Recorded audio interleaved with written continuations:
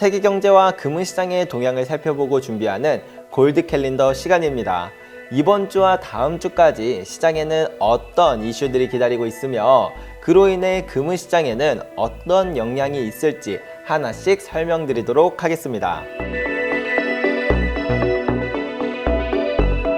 일단 저번 주에는 중요 경제 지표가 어떻게 발표되었는지를 살펴볼 텐데요. 1월 5일 목요일에는 경제지표와 고용지표가 같이 발표가 되었습니다. 먼저 경제지표인 ISM 제조업지수는 지난번보다도 하락했고 여기에 더불어 전문가들의 예측치보다도 더 낮은 결과치가 발표되었습니다. 이로 인해 경기 침체에 대한 우려가 더욱 커지게 되었는데요. 그러나 이와는 반대로 고용지표인 신규 실업수당 청구 건수는 좋게 나오면서 고용시장은 탄탄하다고 나타났습니다. 그리고 바로 다음 날인 1월 6일 금요일에도 마찬가지로 비농업 고용지수와 실업률 지표가 발표되었는데요. 전문가들의 예측치보다도 좋게 나오면서 고용시장에서는 탄탄한 모습이 나타났습니다. 그런데 정말 신기한 것은 원래 같았으면 이런 발표로 인해 투자시장에는 패닉이 발생했어야 정상인데 이와는 다르게 상승하는 모습이 나왔었습니다. 도대체 왜 이랬던 것일까요? 그 이유는 바로 시장 참여자들이 이제는 연준도 더 이상 금리를 올리지 못할 것이라고 생각하기 때문입니다. 첫 번째로 물가도 많이 내려왔고 또한 이런 하락세가 더 이어질 것이라고 생각하고요. 두 번째로는 경제 지표들이 매우 안 좋게 나오면서 사실상 올해는 경기 침체를 피할 수 없는 수준이기 때문에 금리 인상은 어렵다고 보고 있는 것이죠.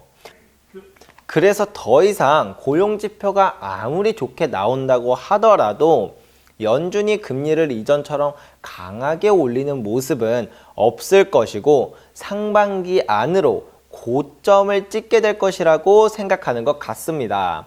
그래서 이날 발표되었던 지표 중 하나로 미국 평균 시간당 임금 상승률 지표가 생각보다 둔화되는 모습을 보고 임금 상승이 둔화되었으니 이제 인플레이션도 더욱 낮아질 것이라고 생각했기에 호재로 받아들인 것 같습니다. 제가 이전에 이런 말씀을 드렸던 적이 있었는데요. 지금부터 시장에 가장 큰 영향을 주는 것은 바로 고용지표일 것이라고 했었습니다. 그러나 연준의 긴축 기조가 끝에 다다르고 있는 지금은 이제 고용지표가 아니라 물가지표에 가장 큰 영향을 받을 것으로 보여집니다. 자, 그렇다면 이제 앞으로는 어떤 경제지표의 발표들이 남아있고 또 그로 인해 금융시장에는 어떻게 반응하게 될지 하나씩 살펴보도록 하겠습니다.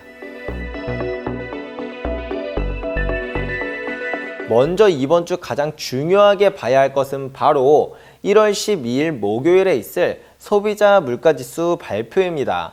제가 방금 말씀드렸듯이 투자시장에는 물가지수로 인한 영향이 가장 클 텐데요.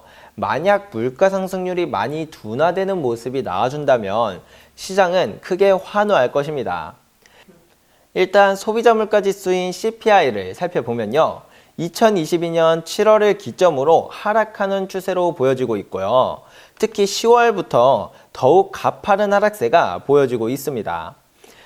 지난달 7.1%였던 CPI는 이번 달 6.5%로 크게 하락할 것이라 전문가들은 예측하고 있습니다.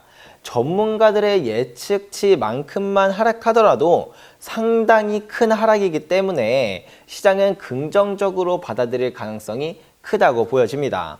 다음으로는 변동성이 큰 식품과 에너지를 제외한 물가지수인 근원 CPI인데요.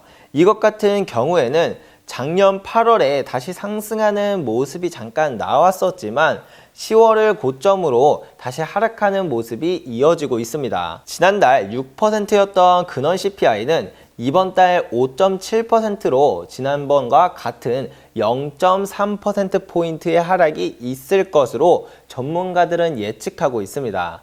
변동성이 큰 품목들을 제외했기 때문에 이 정도만 하더라도 상당히 의미 있는 하락이기 때문에 여기에서도 만약 전문가들의 예측치만큼만 하락한다고 해도 시장은 긍정적으로 받아들일 확률이 크다고 보여집니다. 그리고 같은 날 발표되는 고용지표도 하나가 있는데요.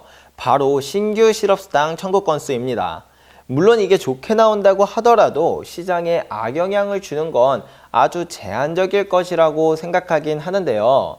지난달 20만 4천 건이었던 것이 이번 달 21만 5천 건으로 늘어날 것이라고 전문가들은 예측하고 있습니다.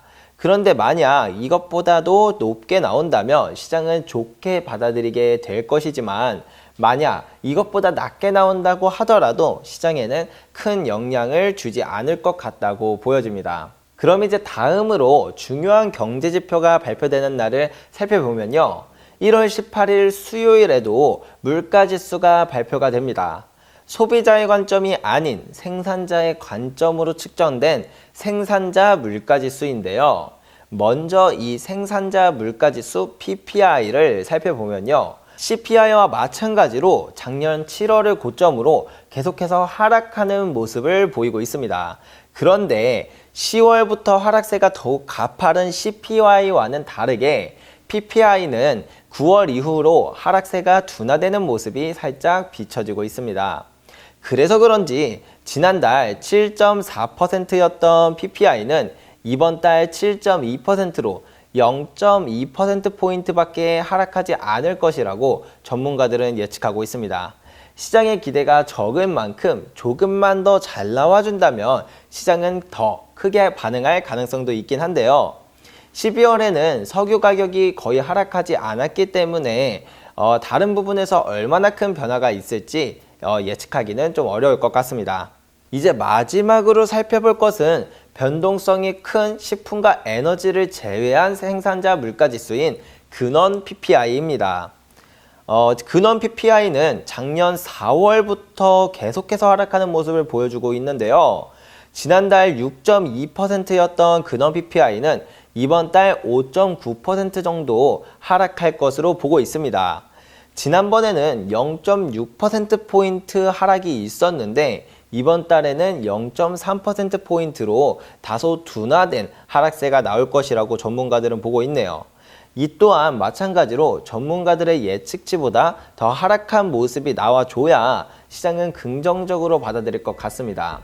자, 이렇게 해서 지난번 경제지표 발표로 시장은 어떻게 흘러갔었는지, 그리고 앞으로 남은 경제지표는 무엇이 있고 어떤 상황에 시장이 긍정적으로 반응할지를 알아보았는데요. 근데 이번에 가장 중요한 경제지표인 CPI에 대한 전문가들의 예측치를 보면 기대가 상당히 크다고 보여지는 부분도 있어 보입니다. 물론 최근 경제지표도 안 좋게 나오고 있고 CPI의 하락세가 더욱 가파르게 되고 있다는 것은 맞기에 충분히 가능성이 있는 예측이지만 원래 기대가 크면 조금만 기대에 미치지 못해도 크게 실망할 수 있는 법이잖아요. 저 역시 항상 투자시장이 상승했으면 좋겠지만 시장 참여자들의 기대가 워낙 크다는 게 느껴지다 보니 불안한 느낌이 생기는 건 어쩔 수 없는 것 같습니다. 오늘도 영상 시청해 주셔서 정말 감사드리고요. 다음에도 중요한 경제지표 발표 전에 다시 찾아뵙도록 하겠습니다. 감사합니다.